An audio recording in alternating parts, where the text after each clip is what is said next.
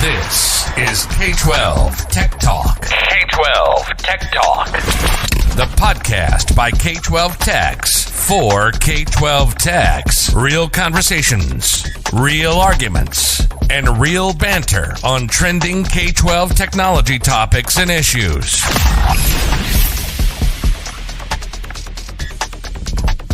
Live from the somethingcool.com studios, this is the K12 Tech Talk podcast. I am Josh. With me tonight is Mark, and hello.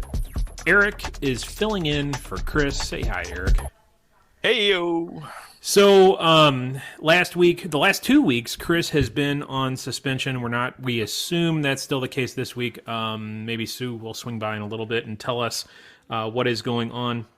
But it has been a week. Guys, how you doing?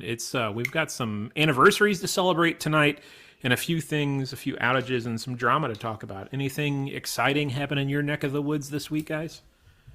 No, but are we celebrating anniversaries? Well, it's not really a celebration of an anniversary. It's a recognition. Recognition. Okay, celebrate. You celebrate. Same difference, Mark. Okay, sorry. Break out the thesaurus. Come on, man. So yeah, we'll get into this in a little bit, but a little teaser, I guess, for later in the episode. This week marks the 3-year anniversary when the world shut down. When it was three years ago yesterday that my district and the other districts in my county created a press release and all announced that we were closing down for 3 weeks. I'm sure that was pretty much around the state, Eric, out where you are, and around the country, Mark, where you are. I think everybody kind of did the same thing within a couple days of each other. So we'll talk about that, kind of that 3-year retrospective here in a little bit. But first, my week was rather crazy. My last 10 days have been rather crazy. I have had 3 major internet outages in the last 10 days. And when I say major, I mean lasting 3 hours or more. One of them lasted 8 hours. One of them lasted 4 hours. And it was a fiber cut, and the carrier said that it was due to vandalism. All 3 outages were due to vandalism. And the rumor on the street was that one of them was due to a disgruntled employee that was terminated and took it out on the equipment at 4 o'clock in the morning on a Sunday. Chris. Oh, was it Chris? Yeah, probably. Oh, maybe. Interesting. So now one of the things that I've been tasked with recently is coming up with a redundant or a backup connection. And no, I'm not going to E-rate that. You E-rate cops out there. Do you guys have, Mark, you're with the city though. So do you guys have a quote unquote backup connection? Yeah, I mean, it's a tough question, right? I think there's always going to be components that are not fully redundant, and then you have some redundancy. I mean, I guess the challenge comes with, when you have an outage and you have options, the question is, if you don't have immediate failover, right, then at what point do you start to exercise those options and start to cut over traffic to either a redundant or a separate pathway? So, and you get super complicated super quick, especially if you try to put in some sort of BGP routing, at the edge where you're controlling your own BGP routes to where if that auto failover does happen, it just kind of magically works. That's not what we're looking at. I just had a phone call this afternoon with a major cell carrier about getting a cradle point and putting it in one of my MDFs and bringing it back to the firewall as a kind of spillover type connection. That way, if our fiber connection goes down, it'll just kind of, all the critical services will kind of flow over to that other cell service. Wait. Doesn't one of our sponsors have a product for this? Yeah, they do. Fortinet, actually. They have a Forta extender, not Forta Explorer, Mark.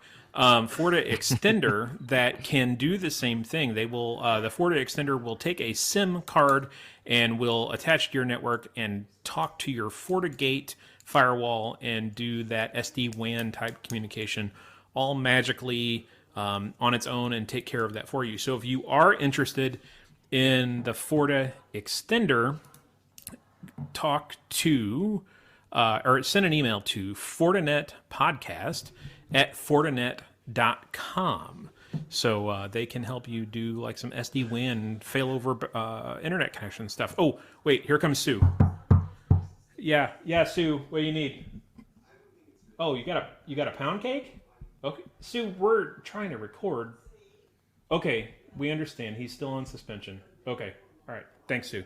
So Sue dropped off a pound cake for the green room with her best wishes. She understands that our fans, Mark, your mother included, they're worried about Chris. He will be back next week, so he will be off suspension. But yes, his suspension I really is preferred gone. Sue's iced lemon pound cake. Yeah, It's really her best. she only does those on high holidays. Like big. Well, tomorrow's St. Patrick's Day though. Tomorrow's St. Patrick's Day. She could have colored it green. So Josh, I have a question about your outage. Yes. So, how localized was it? Was it a regional outage? Really good And that's question. kind of in terms of routing and how that they're getting to you. Yeah. So all three of them were not just us.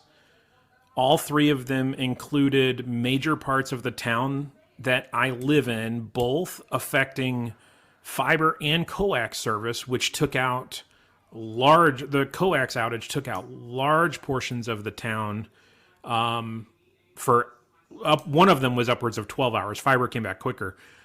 So it wasn't just us. They hit a major distribution hub about, I guess, 10 miles to our west. That the city that we live in, the city building itself, the neighboring city, their fire departments and police departments didn't have internet or phone. They were doing 911 dispatch over radios from the county dispatch. It was a disaster. So I was talking with one of our assistant superintendents, and they had made the comment that now the city is looking into redundant internet connections as well to prevent something like this from happening. And in our situation is a little bit difficult too, because we have fiber coming in from one carrier. Well, that one carrier has always been the provider for fiber service in our district. So there are other carriers in our area that offer fiber service, but they don't terminate in the building. So one year for E-Rate, we had a bid out for new fiber service. And one of the competitors came back and said, yeah, we'll drop it in, but we need $30,000 of construction cost up front. It's like, well, we can't afford that. So I know if I go to that carrier now and say, look, this is going to be a redundant connection, but I want fiber, they're going to say, yeah, we want 30 grand up front and probably a 10-year, 5-year contract. So that's one of the other reasons why I'm looking at a cell service is, one, it's mobile. So if we ever needed to take it somewhere else, if we had a tornado rip through town, we could take it down the street and kind of spin up some basic service if we had to. So yeah, I think you're onto something really great. In terms of cellular being the future of backups. I mean, we're talking about burglar alarms, right. Fire alarms, all the things that we'd be switching POTS lines over from. And now cellular connections are able to process a lot more data. Now you're not going to be up and running like a normal connection, but it's there. And I think the great thing in your situation of this last week, and I'm not saying that this is great that you all had an outage, but that everyone was affected. What is difficult for us as schools is when just we're affected. Oh, sure. And it looks really bad. Because everybody's looking at us like, why aren't you guys operating? So Yep. it's definitely nice when there's more to the story. But I also want to mention that I was thinking through this in terms of terminology, especially all of us listening who might be E-rate applicants, is maybe the terminology should be resiliency. I think that's the term. Yeah. Rather than redundancy, because E-rate does not like redundant connections. Nice try, Eric. That's just a synonym for redundancy. Well, we do have, Eric and I both know at least one person that is that has a resilient connection that is getting E-rated. Personally, myself, that's still a little gray for me, and that's yet another reason why that I'm looking at cellular, because both of these cellular providers that I've talked to this week, one was $40 a month, one was $50 a month. And when I told my superintendent that, she's like, seriously, $50 a month for 300 meg service? I'm like, yeah, but it's cell, so it's, it's not like the resiliency of fiber, and it's not synchronous, it's not up and down. It's only going to be about 300 to 500 meg down and probably 10 to 20 to 30 meg up. So yeah, there was some disbelief in that, but it makes a lot of sense. It checks a lot of boxes. I think you have to demonstrate that if you're bringing in a separate line or a secondary line, you have to show that is a necessary Yes. line. So like it has to be used. It maybe like spillover bandwidth, that kind of stuff. But I don't think you can install a dark line and then E-rate it. Yeah, for sure. The lawyers just came and visited you, didn't they, Mark? Yeah. No, but you are right. You have to demonstrate there is a need, and again, it's one of those things that it might, if you try to file for E-rate for it, it might get denied. So don't hold your breath on that. I definitely wouldn't. Yeah, that's been an interesting week. Quickly, let's talk about someone that I almost called over this. And once I figured out that it was not our fault, though I didn't need to call him, I almost called Dominic with Extreme Networks to say, hey, we're having this weird anomaly going on. Can you help me out? But once we figured out it wasn't localized to our network, I didn't need to call Dominic at Extreme Networks. But if you are in the market for a resilient physical network or a resilient wireless network, did you know they provided the Wi-Fi for the Super Bowl? And I have read some reports that it was screaming fast, and they have some amazing metrics to talk about how much data they passed over their access points and over their connections at the Super Bowl. That was Extreme Networks providing that network. So email Dominic Mayer. His email address is dmayer, M-A-Y-E-R, at extremenetworks.com. Tell him you heard about Extreme Networks from this podcast, and maybe he'll give us something special. So yeah, give Dominic an email if you were in the market for Extreme Networks. Quite a few MLB stadiums have their wireless provided by them. One near Josh and me, I believe, has an Extreme network in it, and a stadium Wi-Fi. Whenever I get to sit down with these guys, I love to talk about it because it's just fascinating to me how they can make something like that work with 50, 60, 70,000 people. Yeah, I know. I was told at one time that where the St. Louis Blues play, they provide the infrastructure for all of the AV network stuff. So all of the cameras and all of the big displays and stuff. Those are supposedly at the time. Now this was 5, 6, 7 years ago. That was all running on Extreme Networks physical switching. So I assume that's still the case. Did you guys see CISA's new cybersecurity recommendations for K12? I think it came out this week, and it's been getting some press on edtechmagazine.com. I sent it. Now, was this CISA or White House? One or the other, or both, maybe. Eric, why do you have to ask the hard questions like that? Jeez, Eric. But high and low of it, they came out with three main things you should really focus on. One of them being MFA, and I know that's Chris's favorite catchphrase, it seems like, at the end of every episode. And I think that's kind of become the rally cry for a lot of this stuff. I know I follow director Jen Easterly on Twitter. She's the director of CISA, and almost, if not weekly, every other day, she's making a Twitter post, or a tweet, I guess is what the kids call it, about MFA and how it protects you, and it can protect or prevent up to like 98% of hacks. So that's become a rally cry. People have definitely heard about it or are used to hearing about it. But one of the other ones was obviously patch management, which, okay, not everybody's great about patch management. And then the final one, and this is something we can maybe chat a little bit about, is having your user base and your users understand that it's not just an IT problem. And I think we're trying to accomplish that at my district with doing these phishing exercises and sharing stories of other districts being attacked. But at times I wonder if it's really sinking in. What are you guys doing? What do you feel that's working to help folks understand that it's not just an IT problem, that it's the responsibility of everybody? What's your 2 cents on that? Eric, this one's yours first. Okay.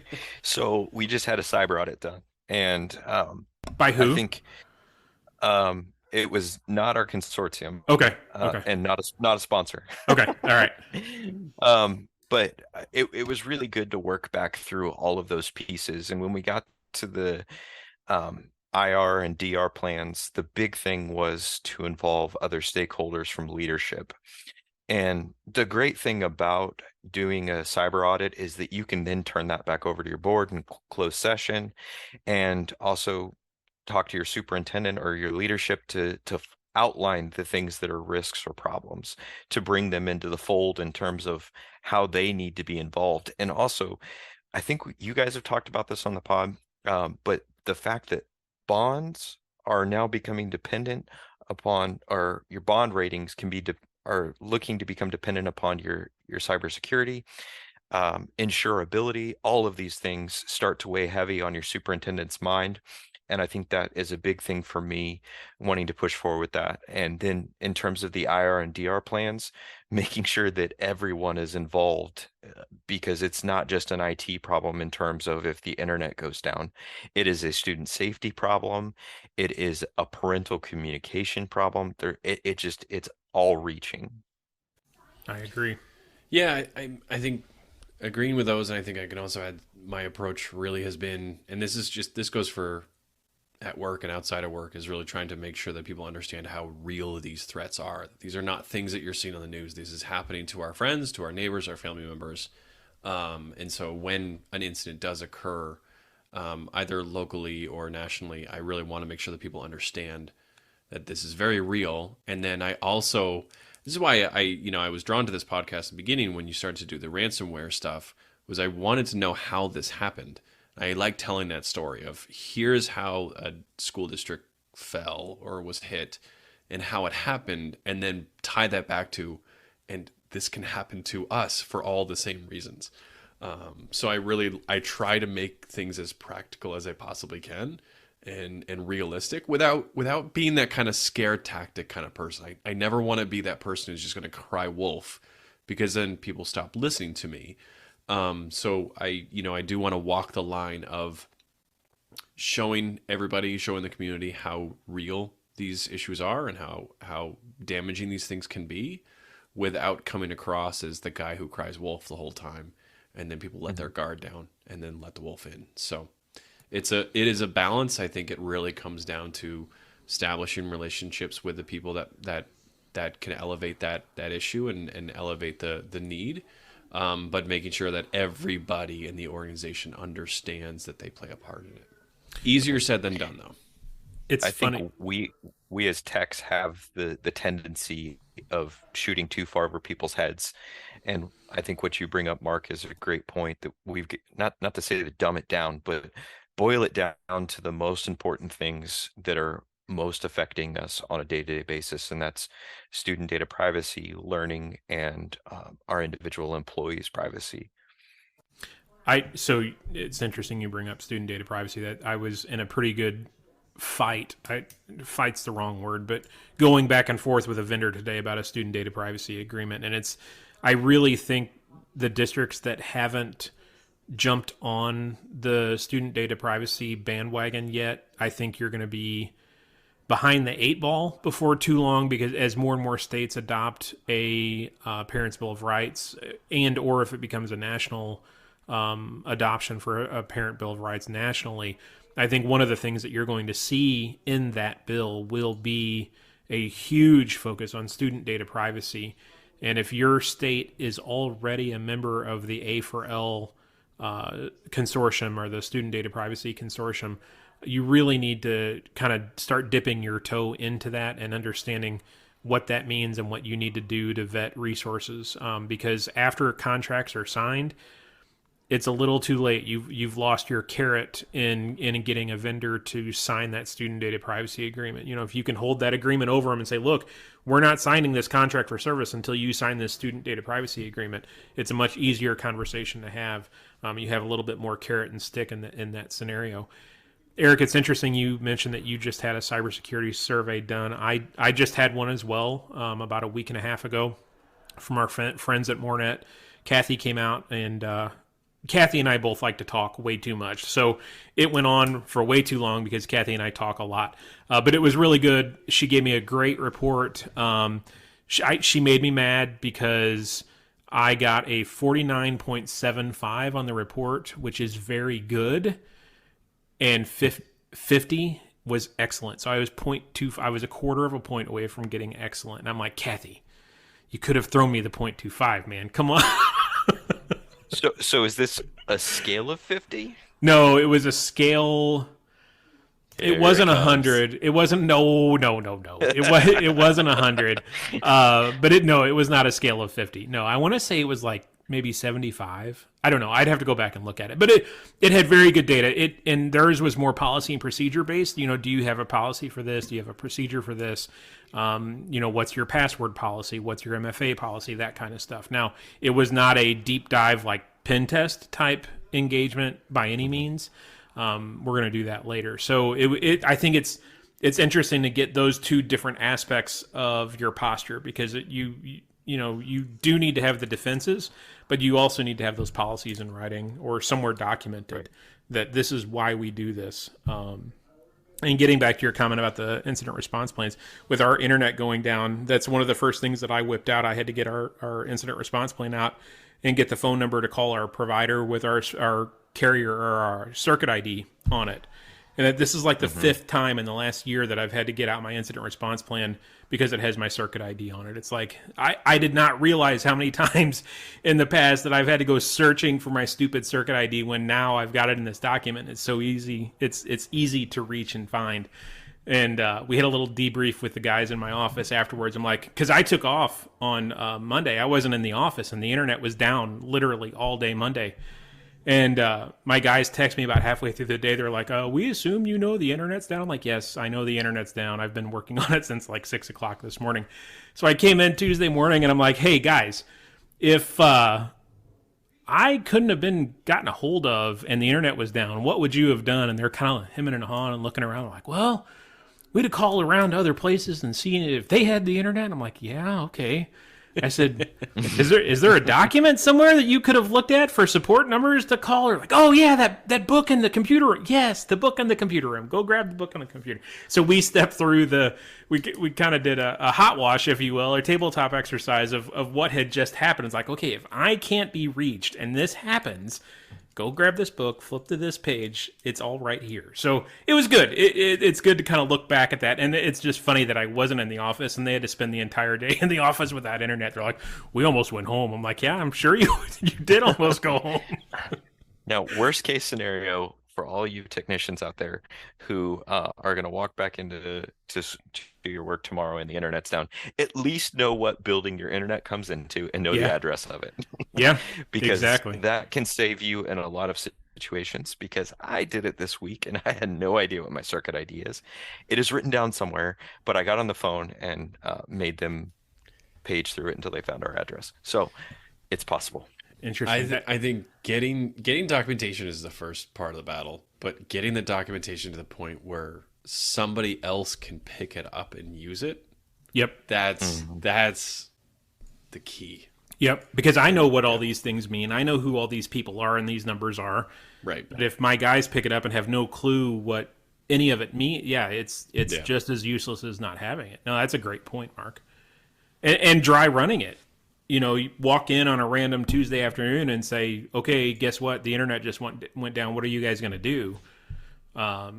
You have to tabletop it or dry run it.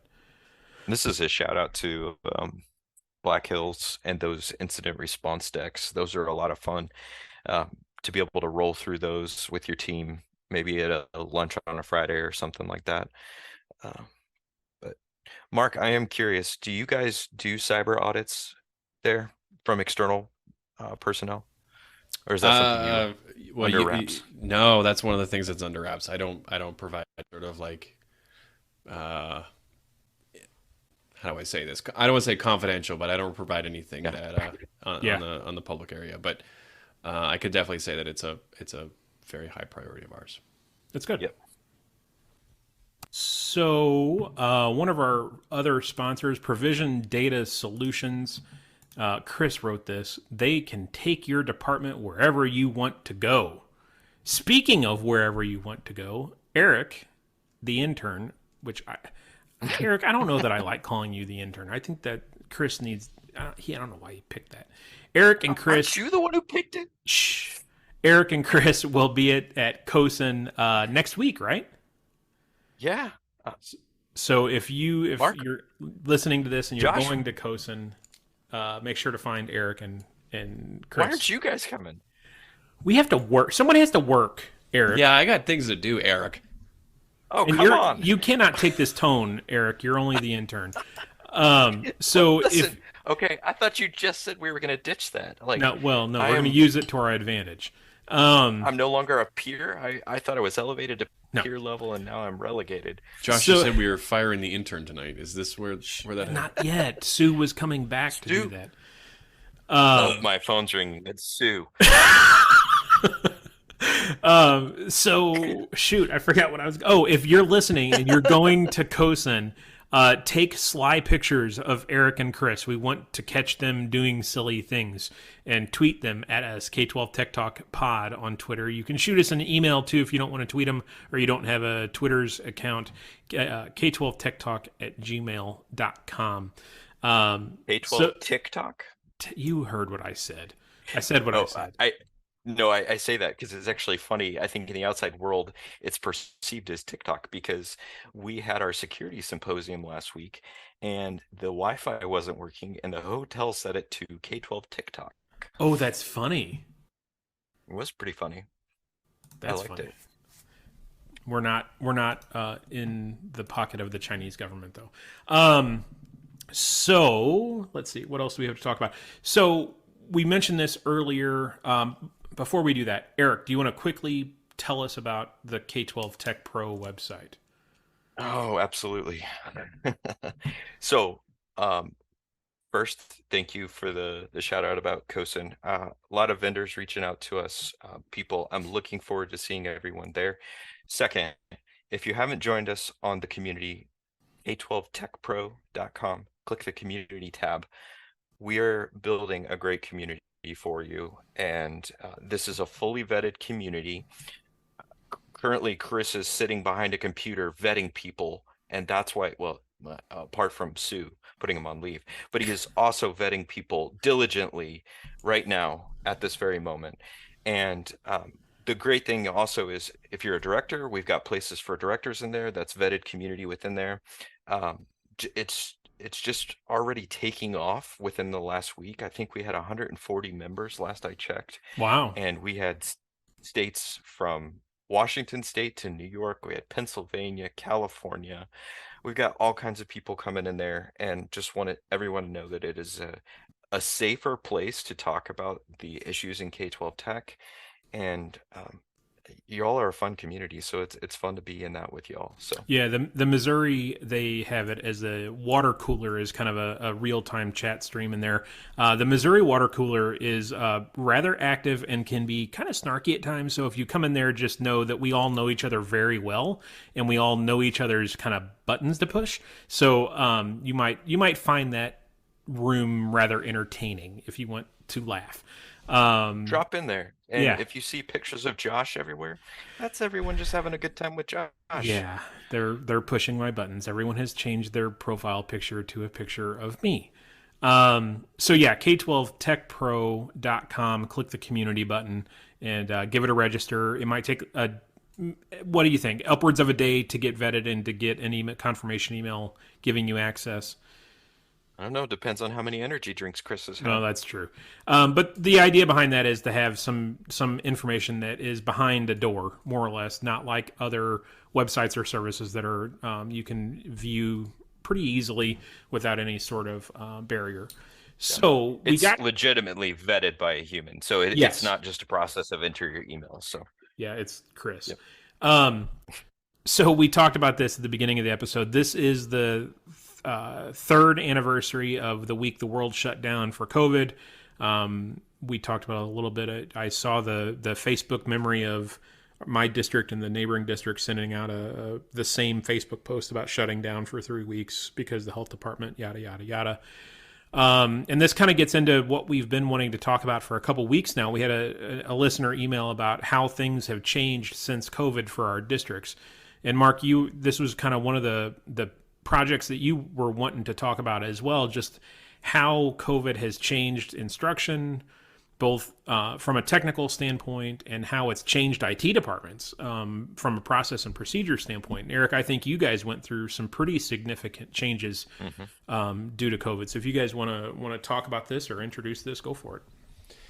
Yeah, I mean, I could spend the entire episode talking about like what we went through and all the challenges, and it was both a traumatic and almost heartwarming experience, I guess you could say. Your entire world has been tossed upside down. You're doing and rolling out initiatives and systems and devices that you would love to have 2 to 3 years to plan out, and you got to plan them out and roll them out in a matter of days. Within our district, we went through a heck of a time getting devices out to students. And I was thinking that was going to be the hard part. And then it just kept getting harder when it came time to coming back into the school. So definitely, I have a lot of fond memories, a lot of traumatic memories. It was like the best and worst part of my time in my career.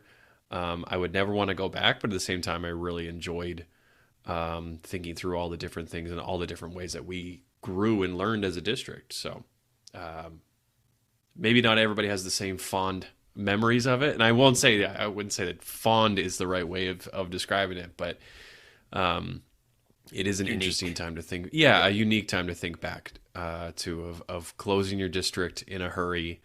And then having to come back and all the new things that have happened and all the changes that have happened as a result and all that has to combine into your school. So very, very interesting time period. It's so hard to think that was 3 years ago. So I think interesting, unique, really captures what it COVID era. And when you mentioned that it had been 3 years almost to the day, it was like a gut punch. I was like, holy cow, 3 years in some ways. And I don't mean this to sound cliche, but in some ways it really feels like a decade ago that happened, because there's just been so much that's happened since then. And in other ways, I feel like since we're going back to normal, so to speak, it feels like it never even happened. So there's a lot there that's just kind of a mixed emotion for me in terms of how I feel. I'm with you there, Mark. There's a lot of heartwarming is a good word for it. And when I was thinking about the question that Josh posed to me earlier today, I was kind of thinking through like, what kind of analogy could I write for this?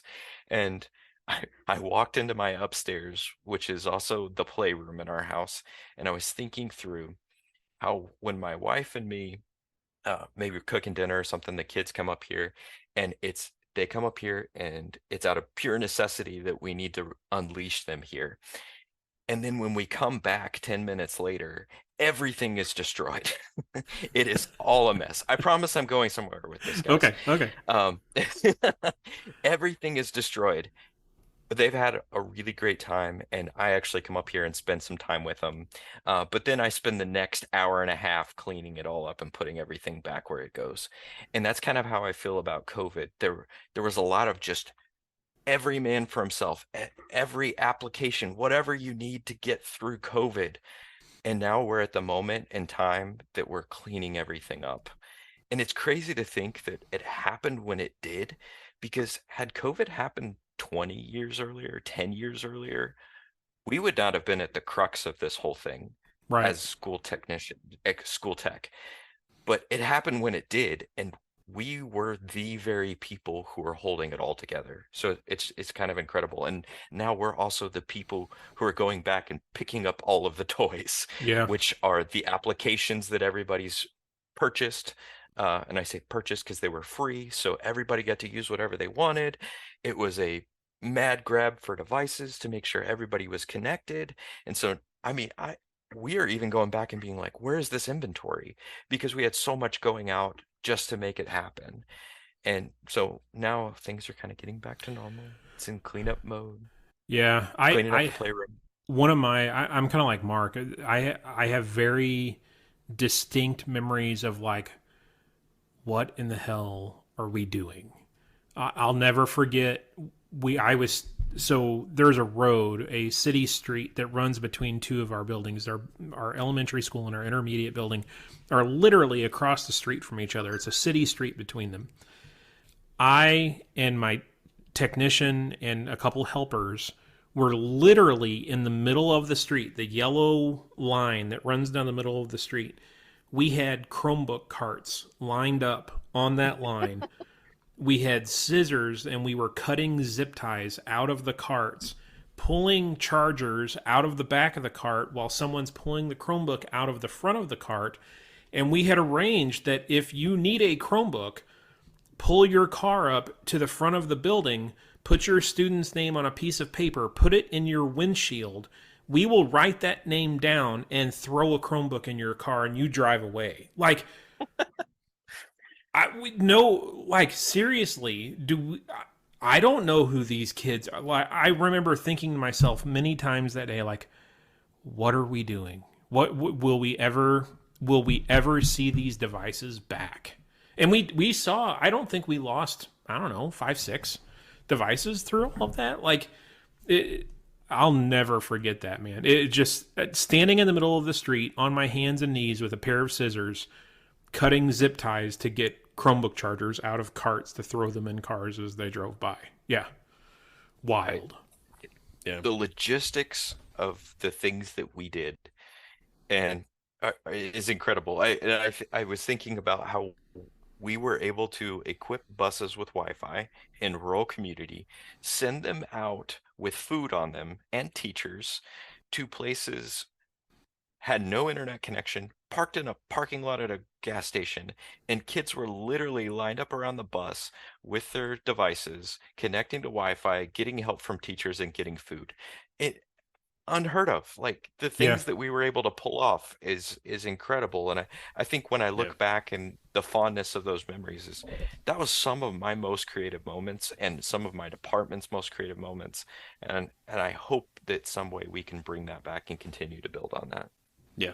Yeah, it definitely was a moment where I think all of us grew in our ability to think on the spot, drink at nighttime.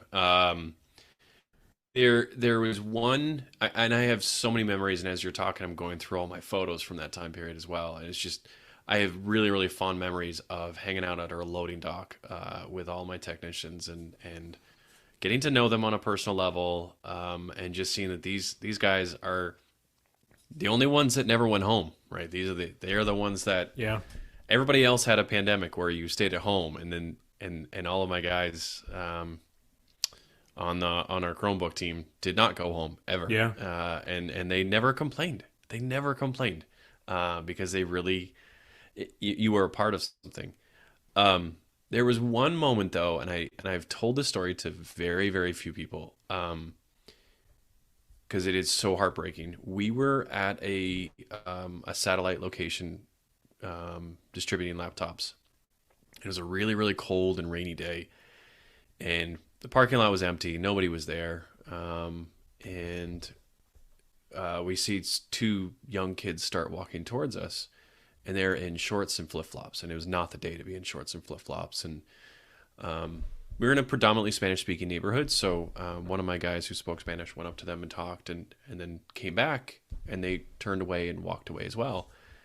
We're like, they don't want a Chromebook? What's going on? And he says, they thought we were giving out food. They already have a Chromebook. And it was heartbreaking that here we have 2 kids that, like, when we were kids, like, if somebody were to hand us a laptop, that would be amazing. Right. And now you've got these 2 students, very, very young elementary students, who were alone in the rain on a really cold day. And they were disappointed that we were handing out laptops. They thought we were handing out food. They thought we were a food distribution site. So, needless to say, we did not let them leave empty-handed. We made sure that they were taken care of. But that was also a really kind of sobering moment that there was a lot more that districts did, and we weren't, technology was a critical part of the rollout, but we weren't the only ones. And I think there's a lot of food service workers out there that probably have very similar memories, if not more difficult memories than we do, because our food services were working all ours ends were of the day. too. Yeah. I if I can give a shout out right now just to all the food service workers workers in school districts who went to extreme levels to make sure that their kids were fed. It's amazing what they do um, to keep our kids with the proper nutrition on a day-to-day basis, and they love our kids, and I that was evident to me throughout COVID. All right. Well, that was this has been a really good episode. I think we've got some other plans to talk about COVID afterlife or after COVID life coming up, but I think this was a really good start to get kind of neck deep into it all and kind of bring back those memories from 3 years ago.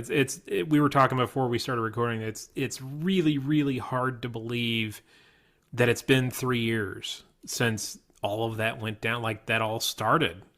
Yeah, it's wild to think.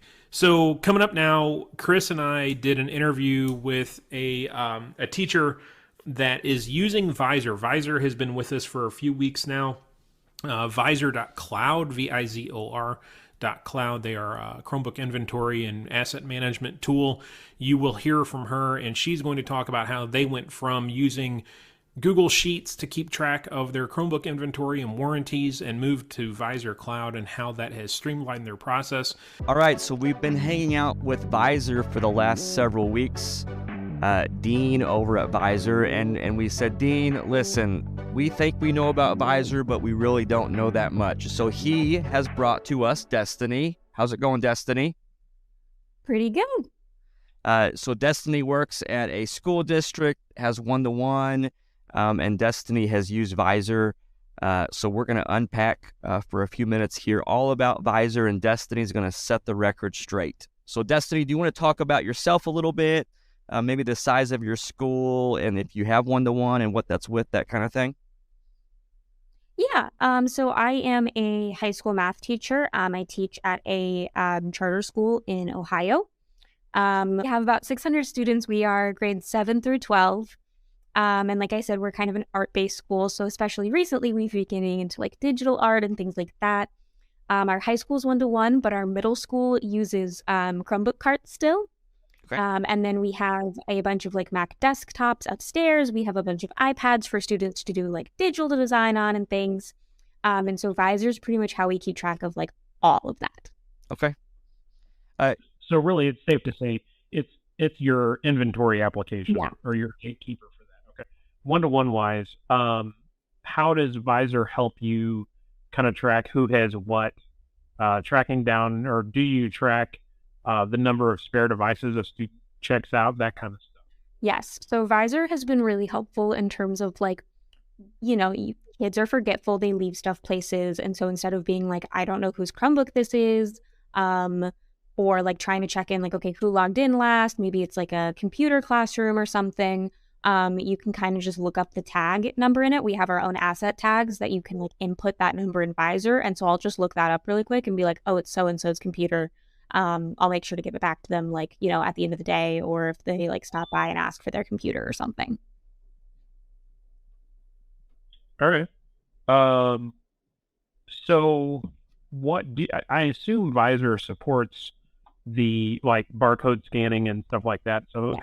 How easy is it to inventory? Like if you wanted to do a mass inventory of things, how easy is it for you guys to do that? Really easy. I set up all of the middle school Chromebook carts in about 30 minutes, and we have like 5 or 6 of those and 30 computers in each. Awesome. Okay.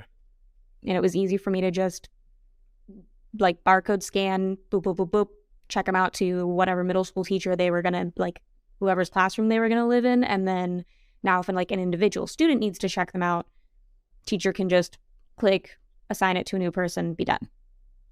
Interesting that you're having the teacher do that instead of a librarian. That's interesting.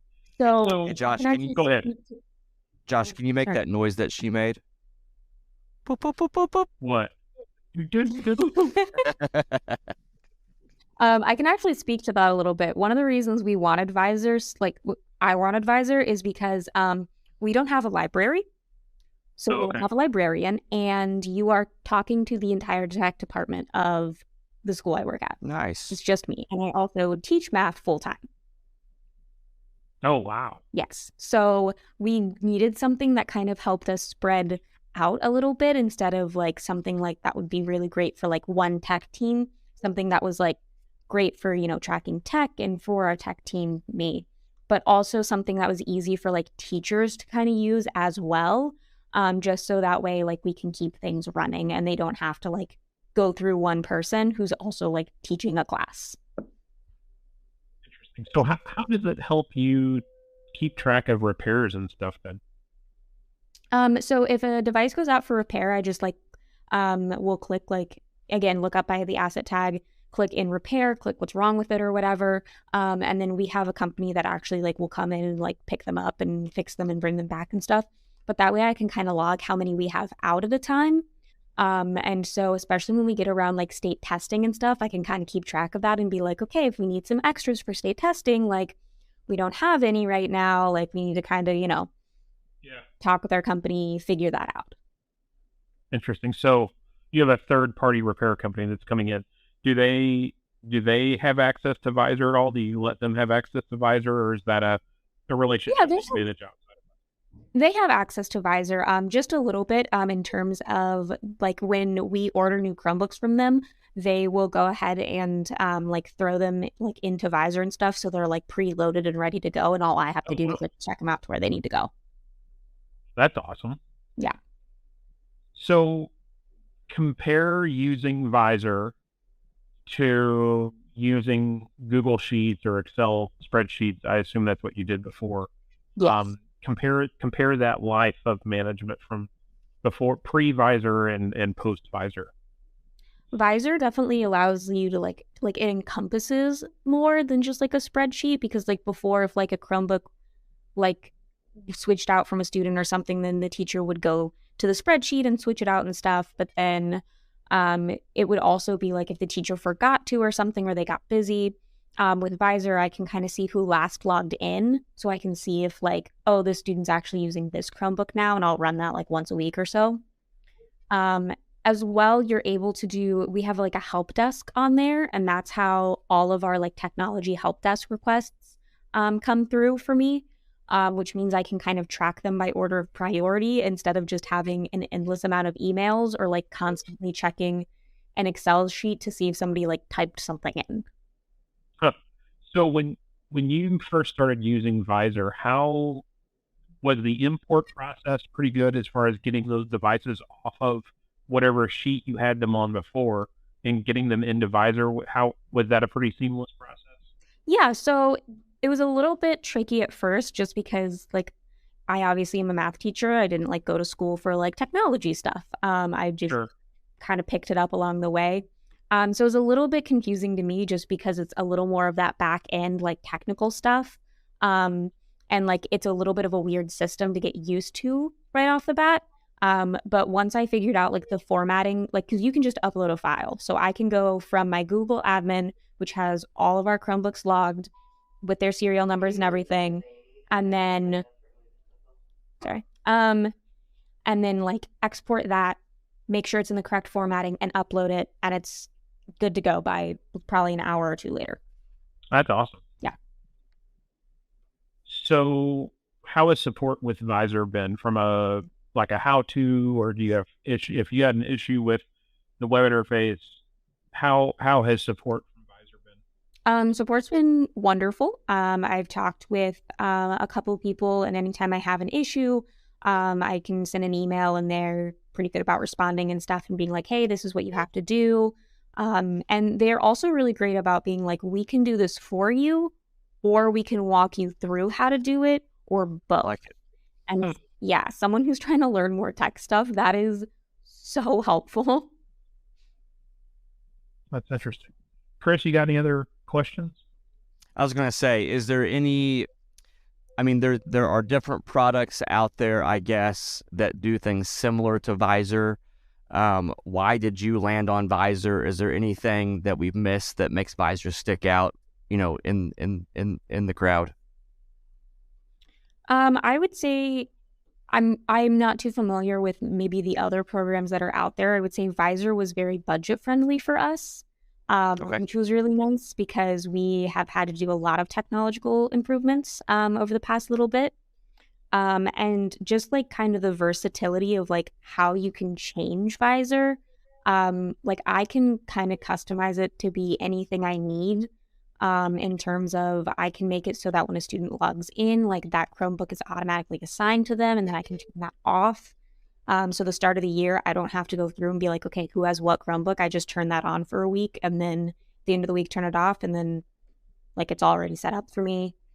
There's a lot of different like you can keep track of repairs on there. You can keep track of help desk tickets on there. It's just really versatile. Awesome. For like a school that has one tech person and not a tech department, and we can just kind of keep it all right there.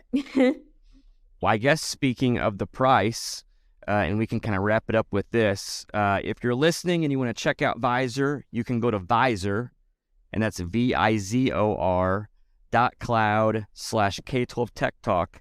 And supposedly, and Destiny, maybe you should hit up Visor about this. They're giving like up to 20% off if you go through that link.